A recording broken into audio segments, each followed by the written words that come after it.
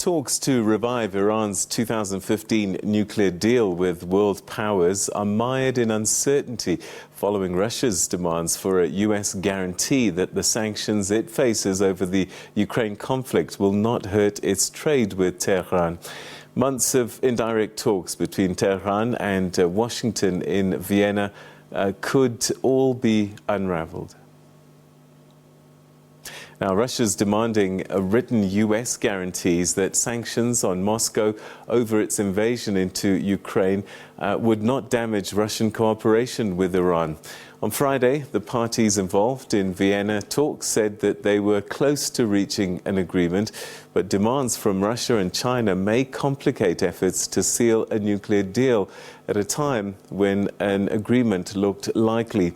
Since 2019, Tehran has breached the deal's nuclear limits and gone well beyond rebuilding stockpiles of enriched uranium, refining it to higher fissile purity, installing advanced centrifuges to speed up output, and Iran denies that it's ever sought to acquire nuclear weapons. Well, for more on this, we're now joined by Professor Seyed Marandi, who's an Iranian academic and chair of the North American Studies. Thank you so much indeed for joining us. Always good to talk to you.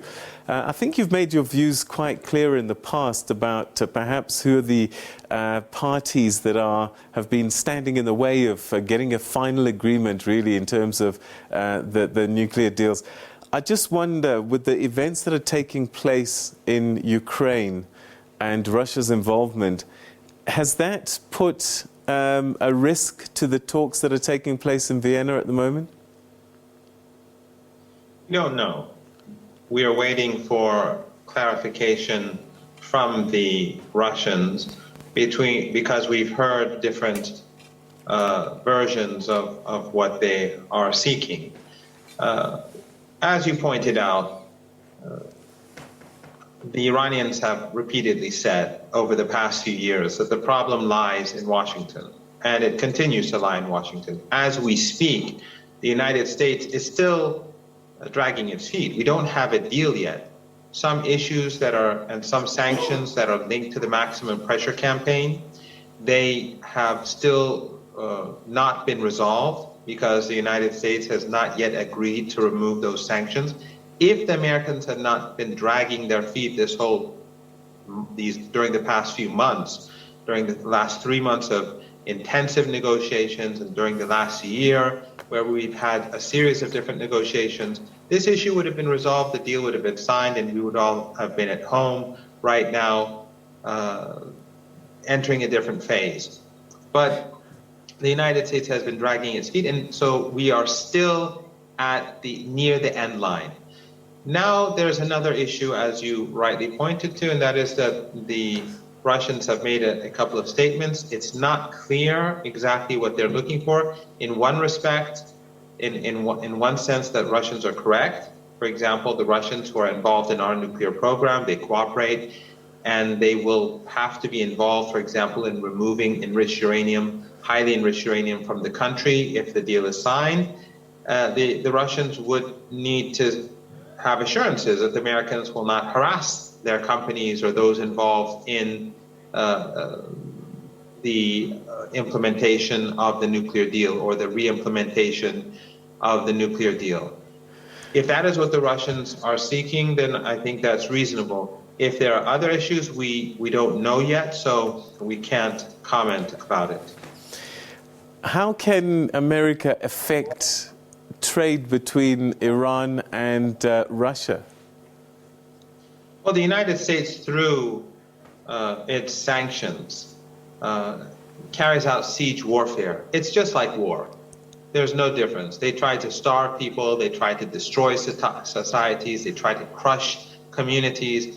They did it in Iraq under Saddam Hussein. You may have heard when the U.S. Secretary of State at that time, during Saddam Hussein, when the sanctions were in place, it was said that 500,000 children had died as a result of the sanctions, 500,000 people. And when a reporter put it to Madeleine Albright, the U.S. Secretary of State at that time, she said it was worth it. We think it's worth it. It's a very famous statement that she said online. If your audience looks it up, they'll find it. So she said, we think it's worth it. And so that's how the United States behaves. They do that to Venezuela. They've been doing that to Cuba since before I was born. And they do it to Iran. They do it to Syria. They're trying to starve Syria. And the Europeans work alongside them. So, and in Yemen, perhaps the worst example is the fact that the Americans are helping the Saudis and the Emiratis carry out genocide, but they're also, their navy is helping to impose a siege. So sanctions are an attempt to wage war on people without actually using weapons. All right, so the peace, the negotiations taking place in Vienna, are they genuinely at a stage where an agreement may be reached? Yes, it is possible, regardless of the Russian statements that, as I said, we don't have a clarification yet, so I can't comment on them. Regardless of that, we still don't have an agreement. The Americans have still refused to cast aside a series of sanctions that violate the JCPOA, the nuclear deal. But we are close. Most of the issues have been resolved over the last 3 months. The Iranian, I think the Americans, I'm confident that the Americans and the Europeans at the beginning of the negotiating process were hoping that they could keep many concessions and Iran would be forced to appease them. But the Iranians were steadfast. They bargained very hard and they pushed hard, and the Americans, step by step, were forced to move back. Now we're almost there, but there's still a few issues to be resolved. So the Iranians are still pursuing that, regardless of the Russian statement. So we don't have a deal yet. We are close. We're also seeking a Russian explanation.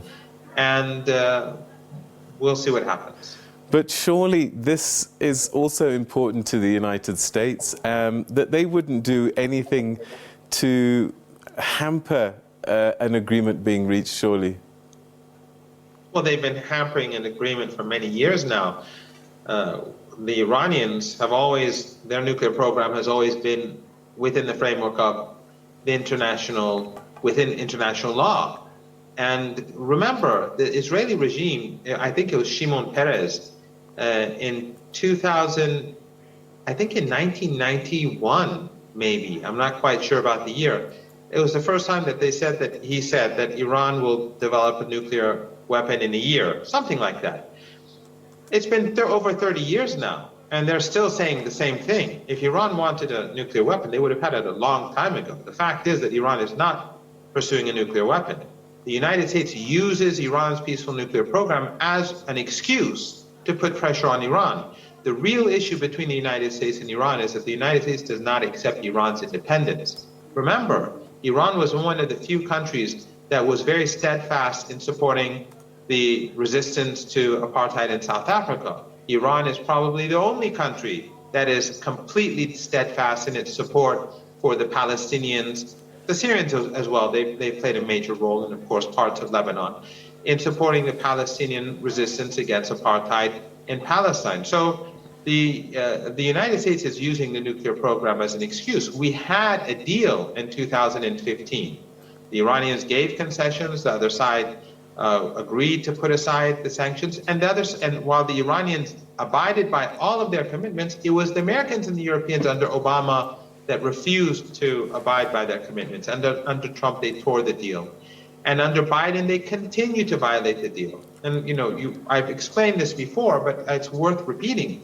After Trump tore up the deal, the Iranians continued to implement the deal in full for a whole year. So it's not the Americans who are playing a constructive role. And after a year, the Iranians gradually, over a second year, began to decrease their commitments, all within the framework of the deal, because the deal says that if the other side violates the deal, according to Article 26, the Iranians can also decrease and end their commitment. So as we speak, one can argue that Iran has never reached the deal at any point, because we abided by the deal, and when we gradually decreased our commitments and ended our commitments was because of the other side. So no, the Americans have never been constructive. During the past 3 months, they've been constantly dragging their feet. If they had not dragged their feet, we would have been where we are today 3 months ago. And they are still dragging their feet, but we're near the finish line. Again, we have to see what the Russian demands of the Americans are, but we're waiting to see the American response to the Iranian demands that the remaining sanctions that violate the JCPOA be lifted, and we're also waiting for the Russian explanation about the statements made earlier. All right, so whilst we still wait for this clarity about what those demands might be, if they are not met, whatever those demands are, could that then derail the process? Well, Iran is patient. We've been patient for 3 months now. We've been negotiating and we never left the table. Nothing that Iran is demanding is new. We often hear in the Western media that the Iranians are making unreasonable demands. The Iranians are making new demands. No, all of Iran's demands have been said repeatedly over the past 2 months, and all of them are within the framework of the agreement. The only reason now that the Americans are being forced to accept many of the Iranian demands is A, the Iranian nuclear program has advanced tremendously, and that is because the Iranians, because the Americans and the Europeans violated the deal, the Iranians went back to expanding their peaceful nuclear program. And B, ironically, because of the war in Ukraine, and I would argue that the war in Ukraine is more America's fault than Russia's. Even though war is wrong and we don't accept war, but the Americans promised not to expand NATO. They did. The Americans carried out a coup in Ukraine. They supported a coup. Then they supported right-wing neo-Nazis and Nazis who repress and suppress Russian-speaking Ukrainians. Since 2014, there's been effectively a war in eastern Ukraine where 14,000 people have died. So the Americans, because of this conflict, and again, as I said, both sides, neither side is innocent, but the price of oil has gone up tremendously. And so Iranian oil is selling like hotcakes, and all of Iran is producing at maximum, and it can't fulfill the needs of its customers. So the Americans right now increasingly need Iran, which they've sanctioned for their own selfish needs, and also Venezuela. You probably heard that the Americans are talking to the Venezuelans. It's not because they're benign. They tried to strangle the Venezuelan people, but now that they need cheaper oil, they're talking to Venezuela. All right, so bottom line, Iran sits and waits, but will continue with talks as scheduled and looks to America to fulfill its obligations that it has been slow to stand up to for the years. And in the meantime, you wait for Russia to explain what its demands are. And if those demands are not quite reasonable, what's Iran's position on that? Well, let's cross that bridge when we get there. The Russians have yet to explain what the issues are. Hopefully those issues can be resolved. It is in the interest of Russia, it's in the interest of everyone for this nuclear deal to be signed. And so far, until now, the Russians have been the most constructive. Both in 2015, I was here in Vienna in a hotel just 5 minutes away, and Dr. Zarif, the foreign minister then, said that the Russians were the most constructive of all the P5+1 then. And now in the P4+1, because the Americans are no longer members, they left and we were keeping them out for the time being until we see them comply. The P4+1, the most constructive has been Russia.